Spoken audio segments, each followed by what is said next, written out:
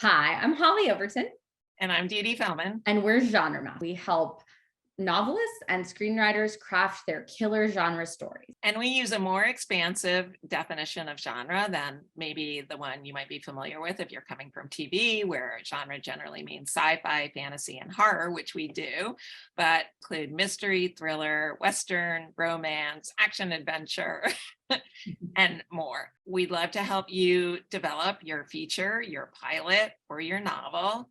So check us out at www.genre-masters.com or click the link below. And we hope to see you in class or at one of our consults. Yay! Just a little bit about us before we dive into this week's topic. I am currently a co-executive producer on the CW Netflix drama All American Homecoming. I've been writing for the last 10 plus years as a TV writer. I'm also a best-selling novelist. I've written 3 books, including my debut novel, Baby Doll, which was an international bestseller. And I was formerly an executive editor at Oxford University Press, a senior editor at Simon & Schuster and Henry Holt. And I still do freelance book editing and collaborating with my own business, Book Dr. West. And on top of that, I also write and direct features and TV. And so we're here because we love to talk about film and television and novels. And we wanted to share the things that we're watching and reading and learning with all of you. And so, Dee, what are we talking about this week? Okay, this week we're going to talk about The Last of Us, which does not suffer from being talked about. It's been talked about quite a bit, but we have found this series so stimulating for our own work and has provoked so many conversations between the two of us that we thought we'd do a deep dive into the pilot. But Holly, do you want to talk a little bit about what makes this show unusual and why we're doing the pilot rather than episode 3? I think the pilot, I think everybody should read the episode 3 that's out there, because I think it's an exceptional character study. It teaches everything you want to know about craft. But I think for those people that are starting out writing, the pilot episode is the blueprint of a show. It tells the audience, buckle up, this is the show you're going to watch. And it tells an agent or a manager, anyone who's trying to sell your work, what the show is going to be. It is the promise of what is to come for the series.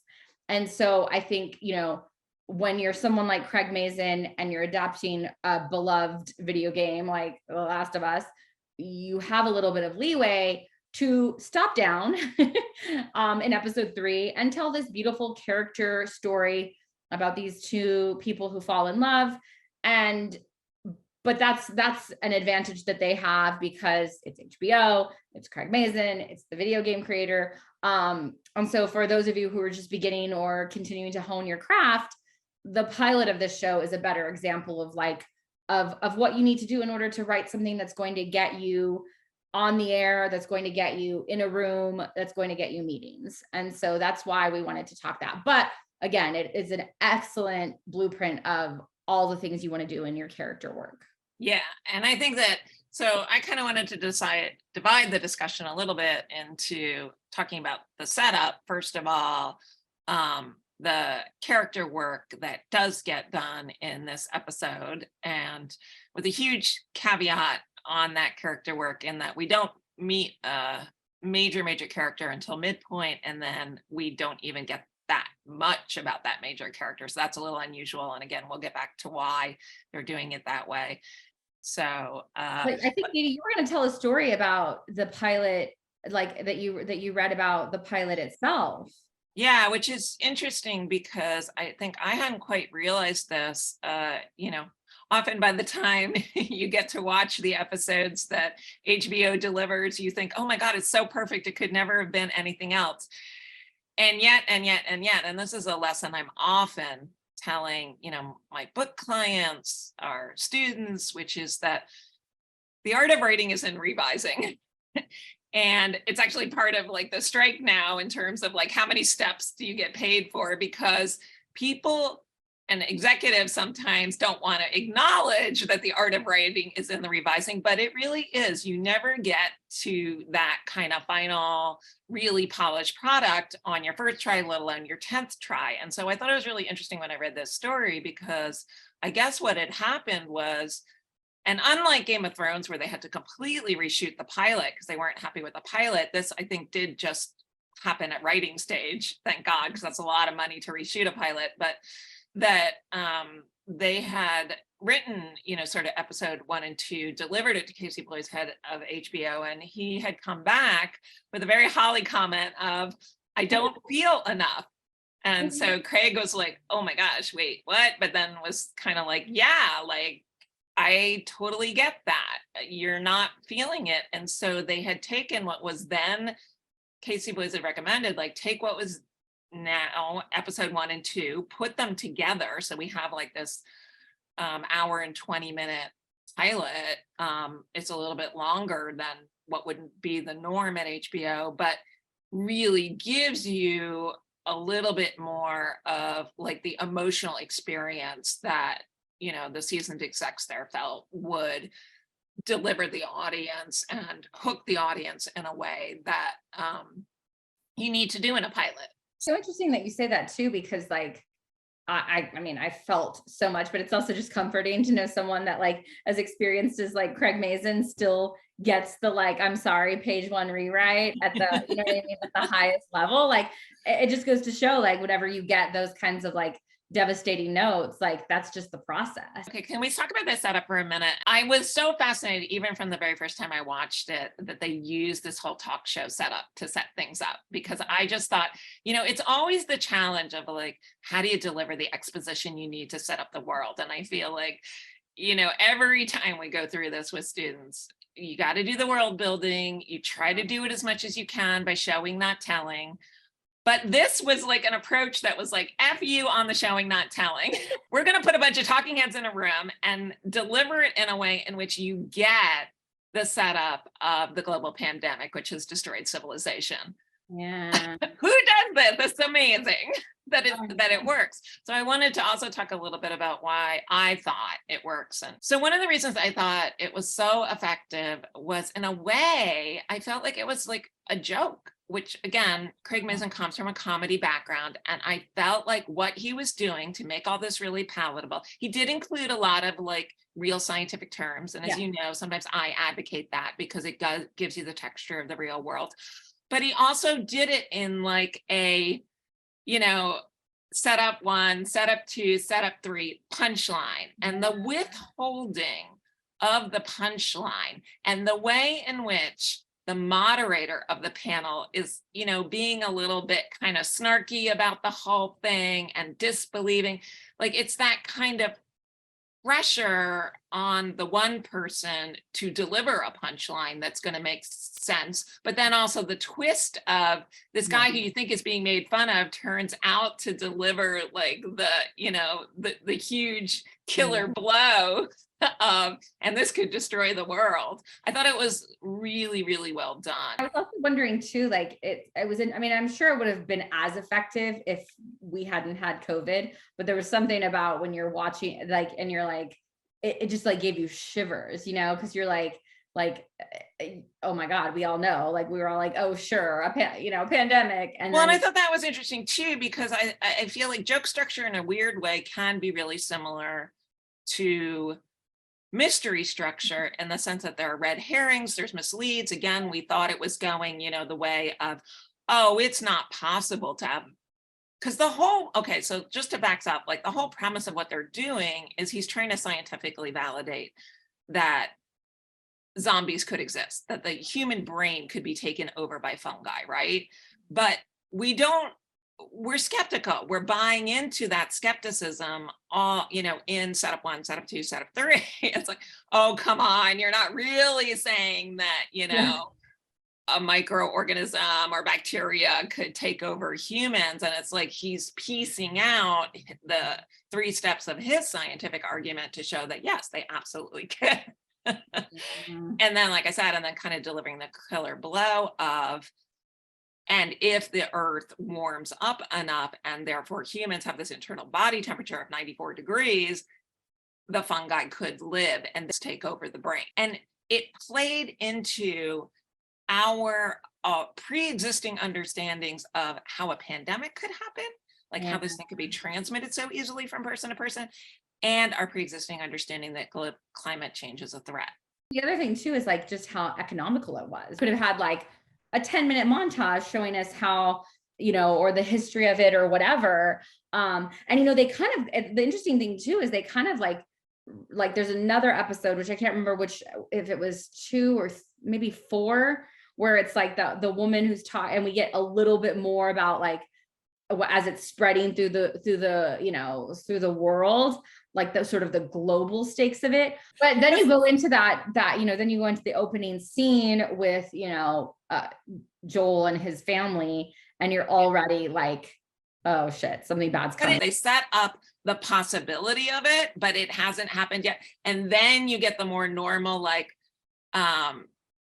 so pilot setup of ordinary life with Joel and his daughter, and the radio talking about something that was happening in Indonesia and what's Jakarta and, blah, blah, blah, blah, blah. That would be the more normal setup, actually. Yeah. But and then to just start showing like pictures on the TV. But I thought it was so, and they're, I'm sure they talk about it somewhere, but like, I just thought it was so interesting that like, they didn't just start that way, which would have feel more ordinary. They did this more extraordinary setup. What did you take away from that, sort of initial character introduction of Joel and his daughter?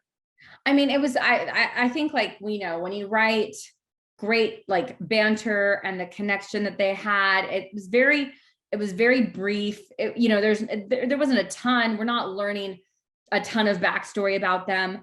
They're both great actors. You instantly bought the relationship. You instantly feel like it's father and daughter. You get the sense of like just the love, which is so important. I mean, they don't have a ton of time to set all that up before things get really bad. So I thought it was like, again, I use this word like economical, efficient in its like mastery of like showing us that these people really care for each other, and that like they're all kind of all they have. These are their people, and I think like that's why, like, as you get further into the episode, like when things get bad for them, I'm like such a coward. I like to fast forward things and then like rewind it back. Cause I was just like, oh no, this isn't going to end well. And I was still surprised at the reveal that happens. But the relationship was so quickly established. Yeah, I think so too. I also found it really interesting how, like you said, it's such a real relationship between father and daughter, and how they make her so smart. She's smarter than they are. They're construction people. I also kind of like the way they slid the relationship with the brother in there, because the brother does come back, and like I don't think I knew that. I just kind of noticed him, but then I was like, oh yeah, that's got to be a setup for later, and sure enough it was. But also I thought it was really interesting, because this is the challenge of setting up a complex character like Joel, which is that it's not the typical father-daughter trope we might have automatically gone to of like hard man, is the one in command. If anything, like the whole thing cuts against the hard man image they're going to establish of him, and it's all about his vulnerability.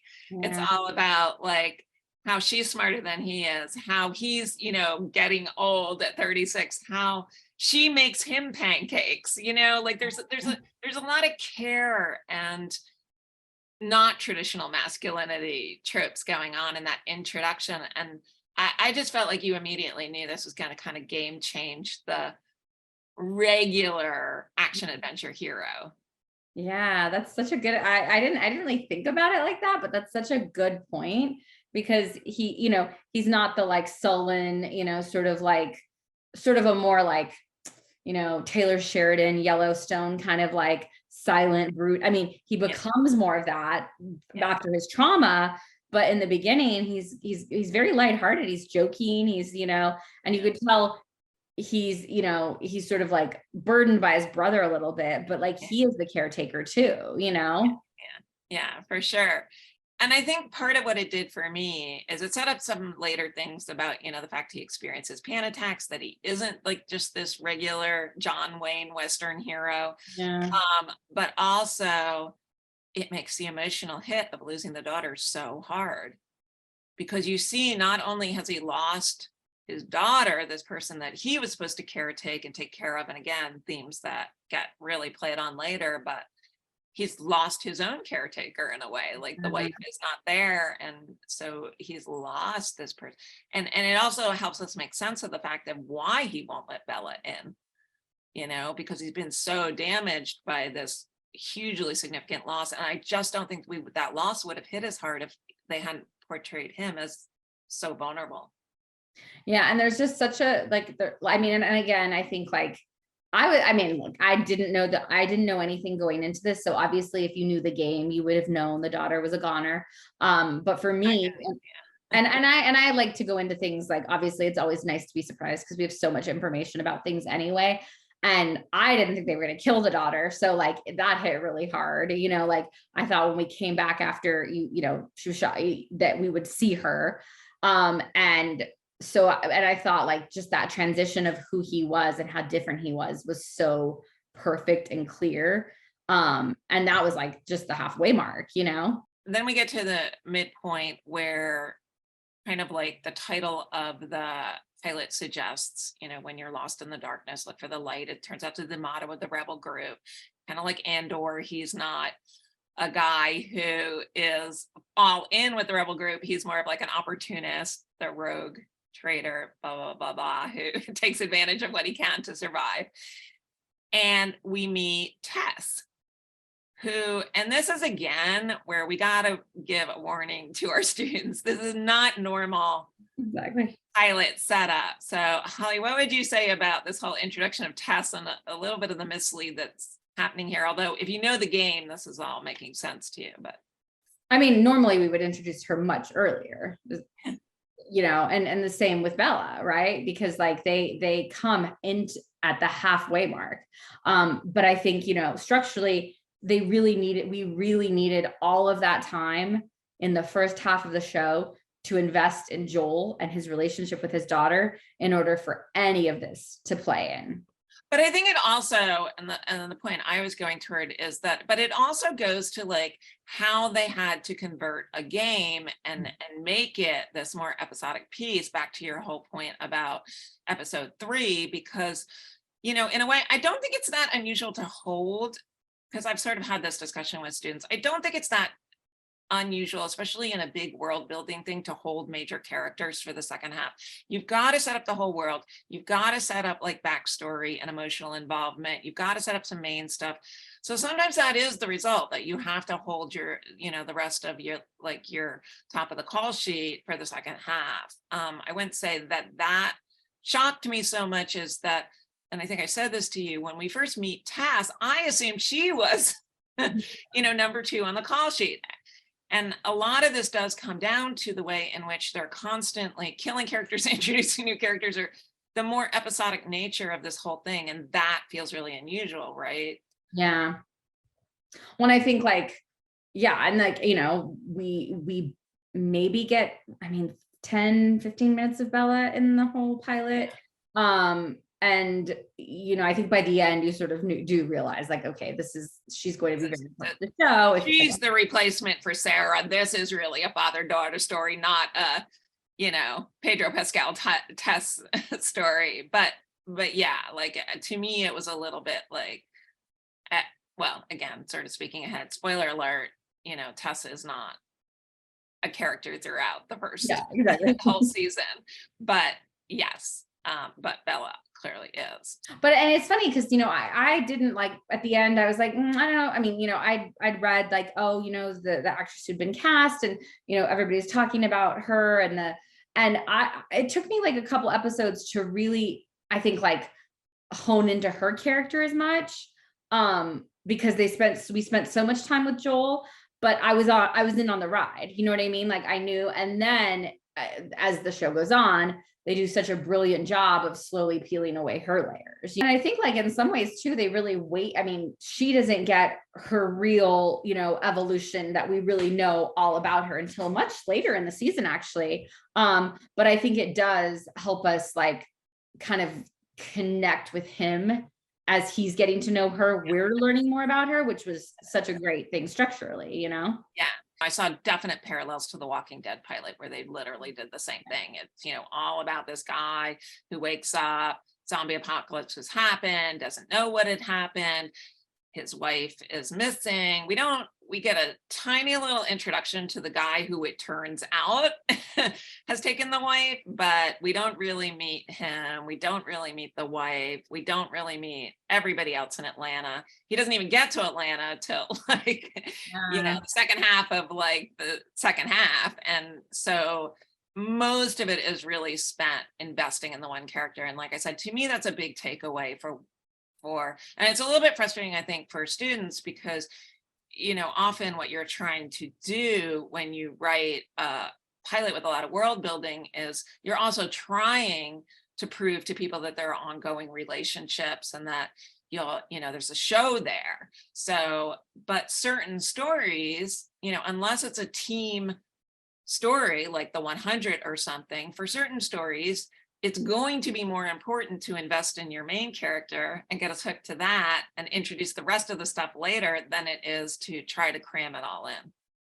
Yeah. And I think, and that is I think, and also, just to acknowledge that, like, that's also the perks of a cable, whatever Max is now, but, like where you don't have, like, you can have a slower pace. You can have episodes that breathe. So it is always about like knowing what you're writing. Because if you were writing like a, broadcast or even a, cable or maybe even a Netflix, zombie show, it would be a lot different, like you have the privilege of like being on an HBO where audiences kind of have an expectation of like, things might be slower. I mean, they still want the drive and the pace and, every third episode would have a zombie or would have a fight. But not every episode promised that, and as we saw from episode 3, it didn't need it if you used to have great characters and the stakes are high enough. Yeah, exactly. So the last thing I would say about it is just how wonderfully they grasp and use theme, because you can't set everything up in your pilot, but if you've got those sort of thematic setups to connect to later on, I think you're so much better situated. And my final thing to say is like, there is something to be said. And I struggle with this sometimes too, because I consider myself a character person, but I think like when you work in TV, like, and you're working on, and, I've worked on network and network shows, it becomes about plot, right? Or like what's next. And what they did was, it's not a lot of plot. It's a very simple story. Like something bad's happening. We got to get to safety. In the first half of it, it's like, protect my daughter. And then in the next half, it's like him being tasked with like survival and then being forced into a similar. So it's structurally, it's very simple. And I think sometimes as writers, we feel like we have to like throw it all in and make it all. But if the characters are grounded and they have clear goals and wants, you don't need. Absolutely true. Yeah. Good point. Okay. So let's do our recommendations. Do you have a recommendation this week? I do. And it's not a genre novel. I know I was like, Didi, can I recommend a non-genre novel? Which I read so much in genre and I'm not really and this, I wouldn't classify, it's called, The Half Moon. I wouldn't classify it as, literary fiction. I think it's more contemporary fiction, maybe even women's fiction, but it's the main character is a man, this guy, Jake. And it's a very simple story when we're talking about simple stories about this man who owns this bar. He's always been a bartender in this small town, falls in love with this woman who's a lawyer. And they get pregnant right away. And then they lose that baby. And the rest of their lives, the next 10 years are dominated by trying to have a child as this bar starts to fail. And it really is this beautiful portrait of a relationship that's fallen apart.